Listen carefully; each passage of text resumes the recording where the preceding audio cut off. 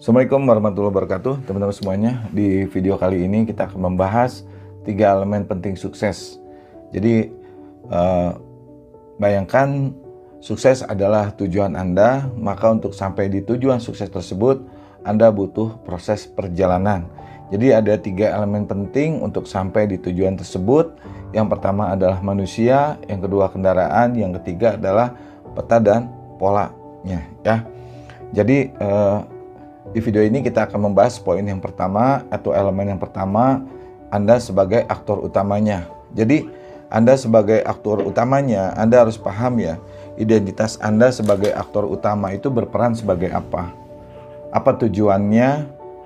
Ya, juga bagaimana cara sampai di tujuan tersebut ya. Jadi tujuan Anda adalah visi ya. Kemudian bagaimana Anda sampai di tujuan tersebut adalah misinya. Jadi di kehidupan Anda adalah proses perjalanannya ya sampai di tujuan. Jadi kehidupan kita itu adalah proses perjalanan kita memainkan peran. Baik, kita akan bahas lebih lanjut. Jadi manusia atau kesadaran yang lebih baik ya. Jadi manusianya harus sadar. Ketika kendaraannya bagus, petanya bagus, manusianya juga harus sadar. Ini jarang orang ngebahas manusianya. Orang hanya sibuk milih bisnis, milih pekerjaan, ya. Oh, orang lain sukses bisnis ini, bisnis itu diikutin, ya.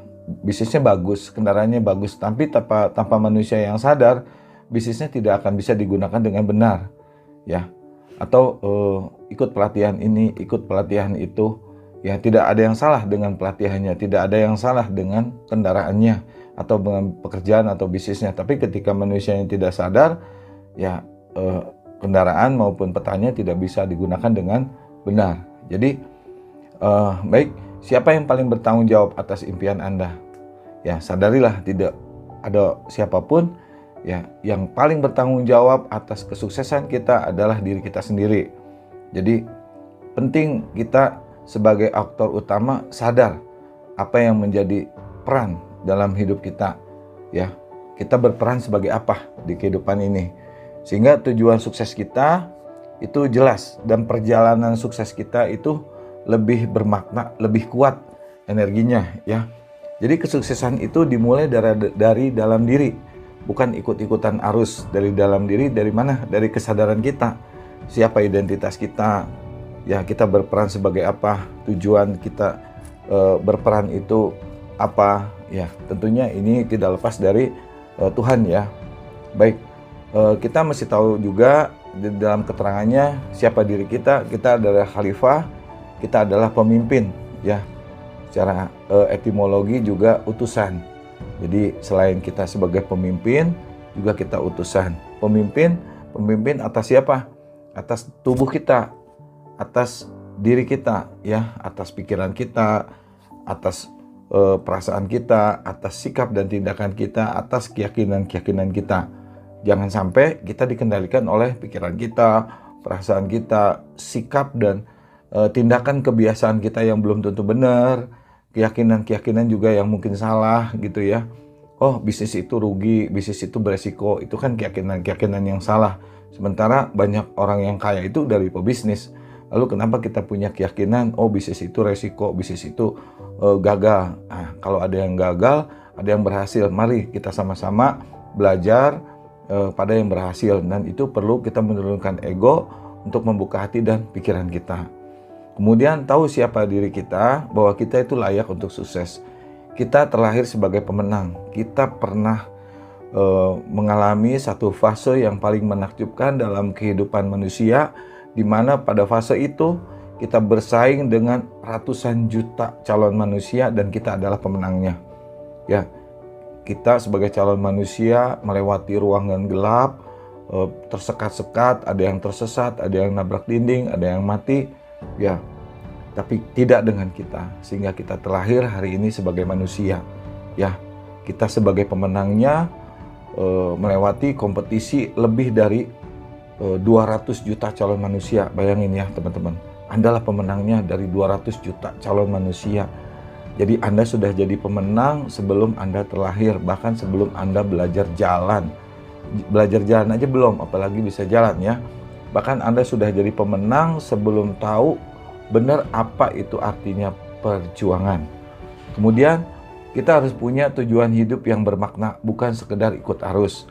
Nah, untuk tahu tujuan hidup yang bermakna, kita juga harus tahu kita berperan di kehidupan ini sebagai apa, gitu ya. Sehingga peran itu kita bisa jalankan dengan baik sesuai dengan sutradara buat, gitu ya.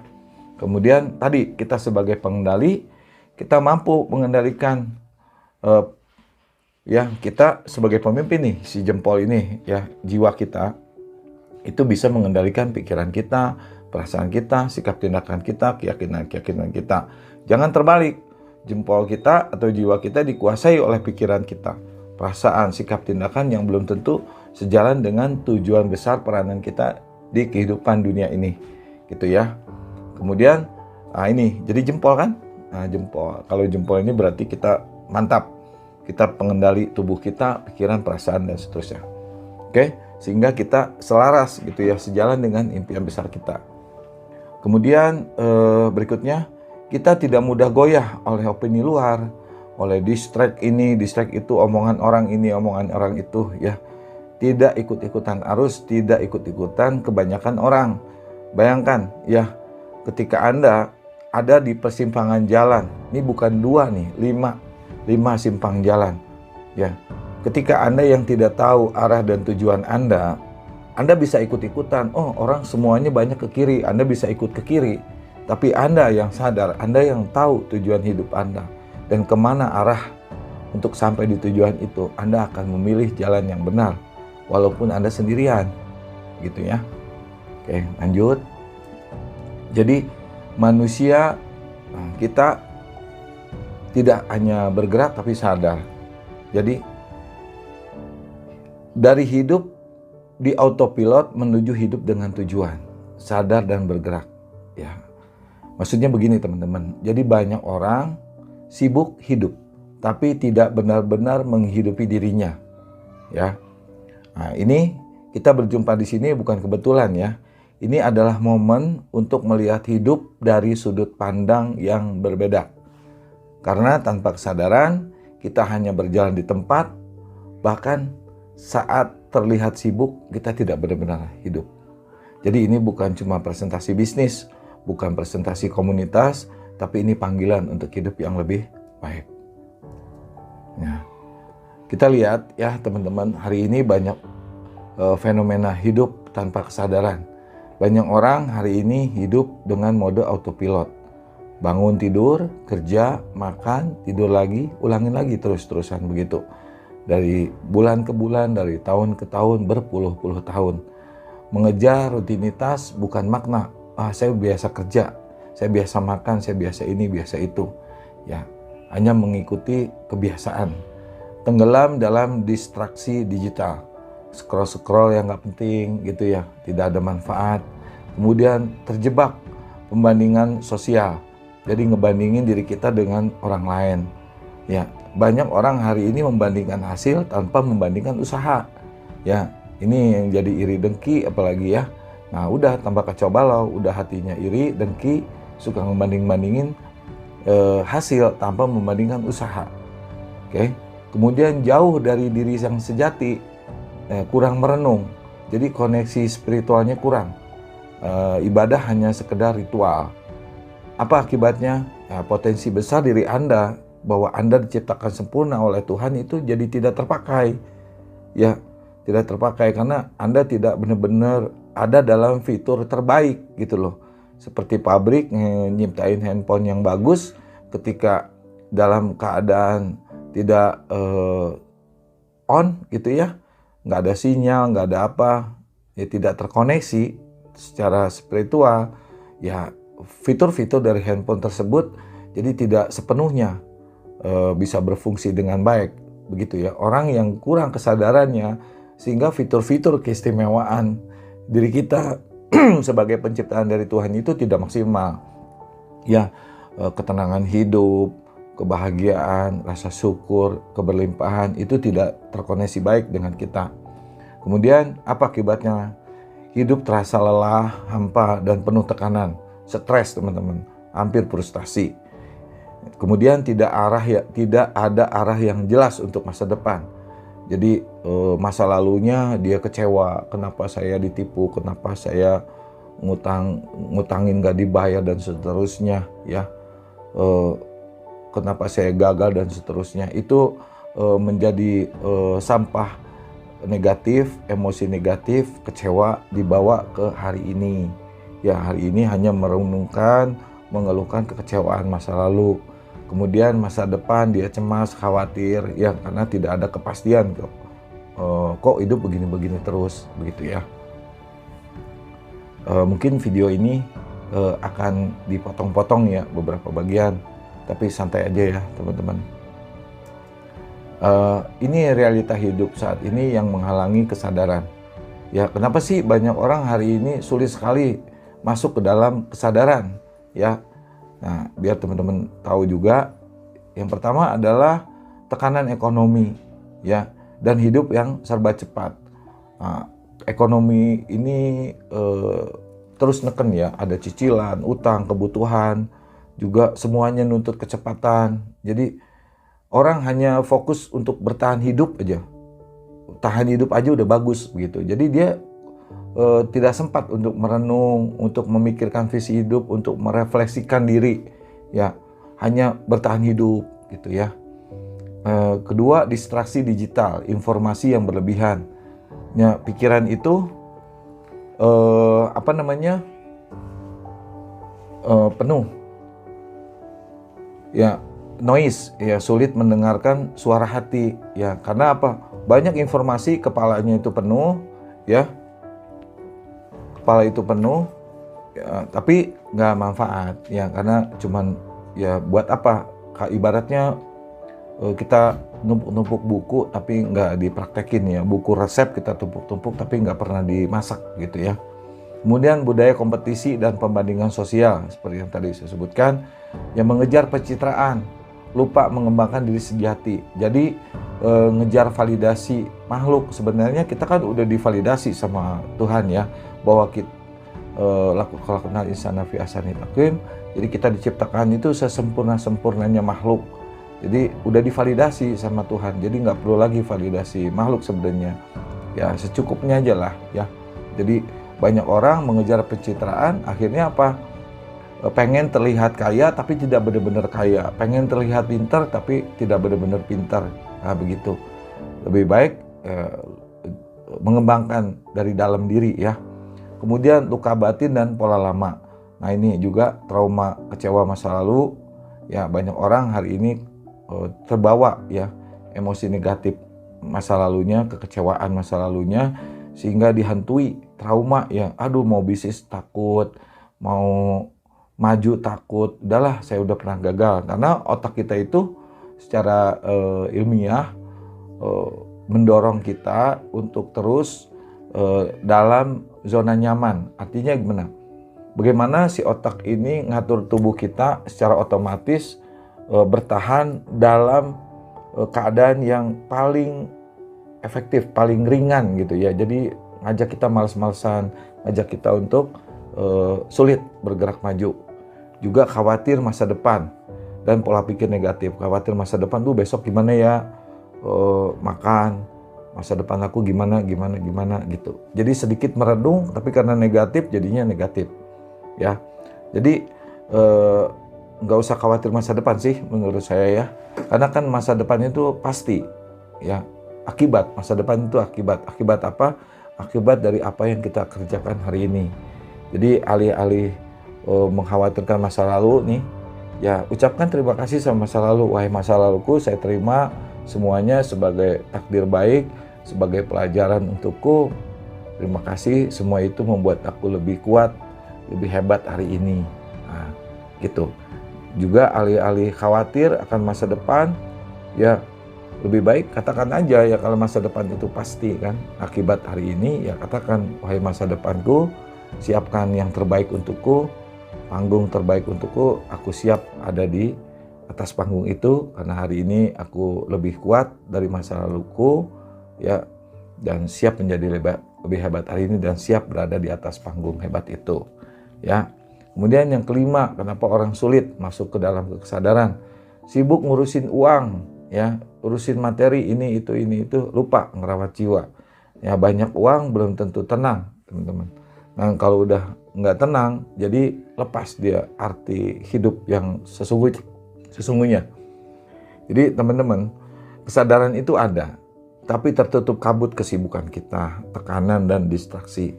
Jadi kunci untuk masuk ke kesadaran yaitu berhenti sejenak, ya, melihat ke dalam, merefleksikan diri dan menyalakan kembali cahaya diri.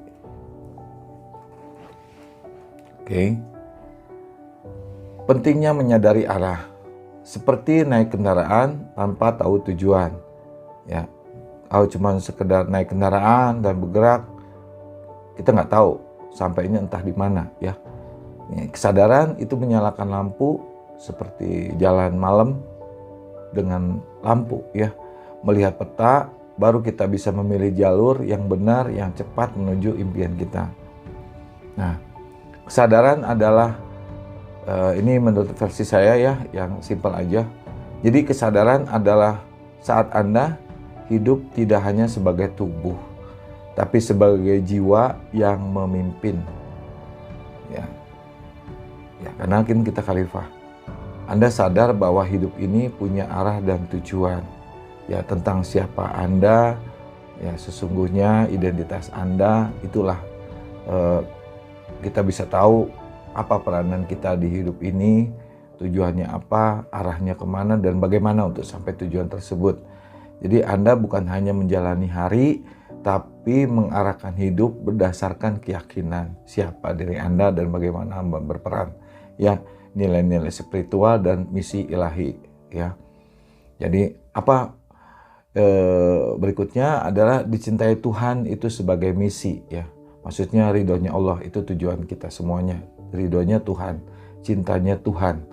Dan bagaimana untuk sampai di cintanya Tuhan? Ya, kita beribadah kepadanya dan juga menjadi pribadi yang bermanfaat bagi sesama. Ya, bahkan bagi seluruh alam. Ya, itu adalah misi kita untuk sampai di tujuan hidup kita dicintai Allah.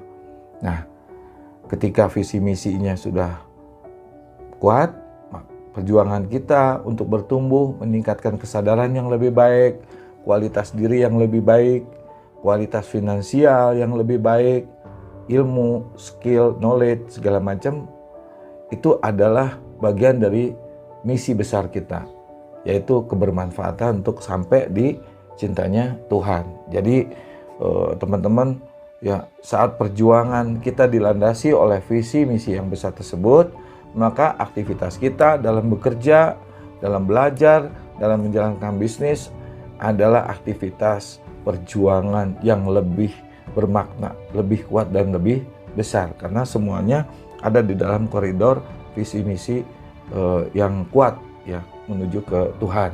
Jadi bukan sekedar pengen kaya, berbisnis itu pengen disebut-sebut orang kaya, disebut-sebut orang sukses, tapi punya landasan yang kuat. Kalau udah kaya itu harus bagaimana, harus baik gitu ya, sama bukan cuma manusia, sama alam semesta ya. Nah, dengan kesadaran ini Anda tahu apa yang benar-benar penting, jadinya harus ada di dalam koridor visi misi. Jadi Anda bisa memilih sikap, tindakan dan jalan hidup dengan penuh kendali, bukan terbawa arus dunia secara acak, ya, banyak distraksi. Jadi Anda sudah mulai masuk ke dalam kesadaran siapa diri Anda, ya. Jadi kesuksesan bukan hanya pencapaian, tapi bentuk pengabdian. Nah, nanti untuk lebih lanjut kita di video berikutnya ya. Baik, selanjutnya kesadaran itu seperti pengemudi mobil di jalan kehidupan. Ya, banyak orang hidup seperti penumpang, hanya duduk di kursi belakang dan mengikuti kemana mobil itu berjalan. Ya, jadi ke bawah aja semua mobil yang bergerak. Tapi orang yang sadar adalah mengemudi. Ya, ia tahu kemana tujuannya, kemana arahnya, bisa membaca rambu-rambu, mengendalikan setir, gas dan rem. Ya, pikiran, perasaan, sikap, tindakan dan keyakinannya adalah setir, pedal dan arah GPS-nya. kesadaran memegang kendali selaras pada tujuan. Jadi kita kendalikan itu semua pada tujuan kita. Jadi tanpa kesadaran hidup bisa nyasar, tabrakan atau berhenti di tengah jalan. Ya, hari ini kita saksikan banyak orang punya impian besar tapi kesehariannya itu tidak sejalan dengan impian besarnya. Seperti orang hidup ingin bahagia, ingin tenang, ingin sukses, tapi kesehariannya itu tidak ngatur. Pikirannya gimana, perasaannya gimana, sikap tindakannya, kebiasaannya, keyakinannya itu tidak selaras dengan impian besarnya untuk tenang, bahagia, damai, keberlimpahan, dan seterusnya. Oke. Dari kesadaran menuju kendaraan. Jadi setelah sadar, apa tujuan hidup kita? Ya, hidup bermanfaat itu perlu baik juga secara finansial, ya. Kemudian beribadah itu seperti apa? Jadi kita belajar, training, juga menjalankan bisnis itu adalah aktivitas, ya, kendaraan kita untuk dalam visi misi besar kita untuk kebermanfaatan.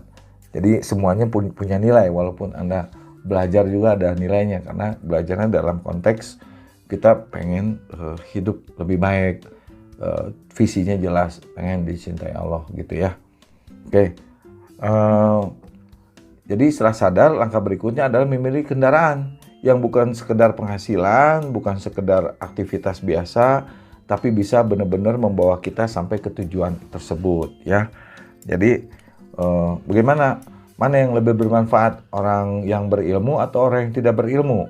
Mana yang bermanfaat, orang yang miskin atau orang yang kaya gitu? Maaf ya saya sebut itu biar cepat aja pahamnya gitu ya.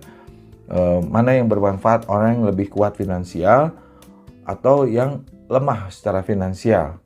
Nah seperti itu. Jadi kita mau kaya, mau milih kendaraan bisnis, mau milih kendaraan penghasilan, itu jelas tujuannya. Ya, arahnya kemana? Ya kita pengen punya kekuatan finansial, dan ketika punya kekuatan finansial itu kita pakainya benar gitu. Jadi dalam proses belajarnya, proses perjalanannya kita paham nggak boleh bohong-bohongin orang, nipu-nipu orang gitu ya. Jadi bener-bener lah kita karena tujuan besar itu karena Allah ya. Kemudian ini kita bandingin ya kendaraannya, ada kerja kantoran, ada bisnis konvensional, network marketing. Kerja kantoran itu aman, saya pernah kerja di kantoran 20 tahun lebih ya, aman teman-teman.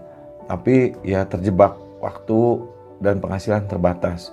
Karena saya pengen bermanfaat, membahagiakan anak-anak, istri, orang tua, saudara. Ya saya berbisnis, ya karena di kerja kantoran aman tapi hasilnya kurang bagus. Akhirnya saya berbisnis rugi ya, salah jalan, akhirnya saya rugi. Jadi kerja kantoran itu aman tapi kita terjebak waktu dan penghasilannya terbatas. Ya, gitu ya. Jadi mari mungkin Anda cukup gaji Anda, tapi bagaimana nanti anak-anak, istri kita, atau saudara, kalau kita punya penghasilan yang bagus, kita bisa ajak keluarga, saudara, teman, siapapun untuk bisa sama-sama jalanin bisnis ini ya. Jadi jangan merasa diri kita cukup, saya udah cukup, udah ya.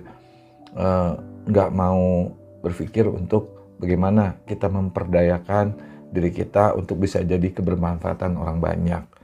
Kemudian yang kedua, bisnis konvensional itu seperti warung-warung di sekitaran kita, toko-toko, minimarket ya. Itu modalnya besar ya. Risiko tinggi, butuh waktu lama dalam berkembang. Network marketing. Nah, ini belanja produk sama dengan modal. Ini cara jadi pengusaha dengan modal yang paling simple ya. Waktunya fleksibel, bisa diwariskan. Ini mengandalkan kekuatan kolektif juga sistem. Bisnis platform digital, misalnya Shopee, TikTok, Gojek. Nah ini persaingannya ketat ya. Kemudian sharing profitnya ya relatif kecil ya. Biasanya suka berubah sesuai dengan aturan platform yang punya coding ya. Dia hanya nyiapin coding, nyiapin sistem ya. Kemudian bagi hasil. Jadi Anda yang kalau Gojek aja ya, Anda yang punya motor, Anda yang kerjanya nganterin penumpang, nganterin barang, ya Anda mesti bagi hasil sama yang punya hanya sekedar sistem coding gitu ya. Kemudian algoritmanya juga sulit untuk diikutin gitu ya. Nah, ini gambaran ya kendaraan kita untuk hidup menuju penghasilan yang baik, menuju finansial yang baik gitu ya. Supaya dengan finansial yang baik kita bisa hidup bermanfaat. Oke. Jadi ini langkah praktis buat teman-teman semua menuju versi terbaik. Jadi tulis tujuan hidup Anda 3-5 tahun ke depan. Bagian ini bagian dari refleksi diri ya. Jadi teman-teman, apakah ini contoh ya, punya rumah sendiri yang nyaman untuk keluarga, mungkin hari ini masih ngontrak atau ikut rumah mertua, atau udah punya rumah sendiri tapi kebanjiran misalnya, atau jauh gitu ya.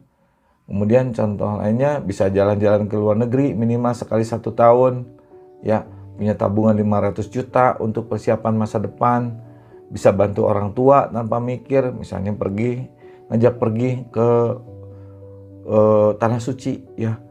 Bayangin ya, kita bisa nuntun orang tua kita di kanan kiri kita, ayah dan ibu kita bawa ajak muter, bukan di pasar teman-teman, tapi diajak muter keliling Ka'bah tawaf ya. Jadi itu, tuliskan tujuan hidup Anda atau impian Anda. Dan tujuan ini harus punya alasan-alasan yang kuat ya. Sehingga ketika Anda menghadapi tantangan-rintangan itu pasti ada ya. Anda kuat dengan alasan-alasan yang banyak gitu ya. Dan membuat hati bergetar saat dibaca, saya ingin membawa orang tua saya umroh. Itu ketika itu harus buat bergetar, benar-benar masuk gitu ya. Nah, jadi kalau tujuannya tidak dibikin semangat, berarti belum besar. Jadi alasannya belum kuat, terus tidak bisa menggetarkan hati kita, berarti impian kita belum cukup besar. Ya. Kemudian ini angka berikutnya, identifikasi 3 kebiasaan autopilot yang mau diubah. Kebiasaan autopilot yang bikin kita stuck. Kita biasa ya tanpa kita sadari selalu menunda-nunda misalnya. Ya untuk mulai usaha karena belum siap ya. Selalu menunda-nunda usaha karena belum siap. Ya, dipikirkanlah pasti ada jalannya ya. Kemudian pulang kerja langsung rebahan, ini kebiasaan Anda misalnya. Yang nggak ada waktu untuk belajar atau action, rubah. Takut ditolak ya. Jadi tidak pernah menawarkan peluang ke orang. Jadi catatannya, sadari bahwa kebiasaan autopilot ini seperti rem tangan yang nyangkut ya. Jadi meski gas sudah diinjak ya, karena rem tangannya nyangkut ya kendaraan tidak akan pernah melaju. Oke. Putuskan kendaraan menuju tujuan. Contoh pilihan kendaraan, apa kerja saja, apa bisnis konvensional atau bisnis network marketing ya. Kemudian kalau tujuan kita besar, kita butuh kendaraan yang bisa melaju dengan cepat, aman dan terbukti. Jadi bisnis network marketing yang kami tawarkan Star Community ya bersama BGN bukan sekedar kendaraan, ini adalah jalan baru untuk hidup yang lebih baik. Ya, bisnis yang didasari oleh kebiasaan sederhana belanja, kekuatan bersama kolektif, dan sistem yang terarah. Ini yang membuat kehidupan kita menjadi luar biasa. Jadi saya tidak memaksa Anda untuk sadar bahwa kekuatan gotong royong itu luar biasa ya. Dengan gotong royong, dengan kekuatan kebersamaan, dengan kekuatan kolektif, yang berat menjadi ringan, yang lama menjadi cepat, yang berat menjadi ringan, yang susah menjadi mudah, gitu ya. Oke, kesadaran tanpa aksi hanyalah mimpi. Kesadaran plus kendaraan yang tepat juga plus aksi itu ada perubahan nyata. Jadi hari ini bisa menjadi titik balik hidup Anda. Jadi saya mengajak Anda, mari kita bergerak bersama secara sadar untuk kehidupan yang lebih baik. Begitu teman-teman ya. Jadi kita butuh proses perjalanan ya. Kita udah sampai di elemen manusia ya. Berikut videonya adalah tentang kendaraan bisnisnya.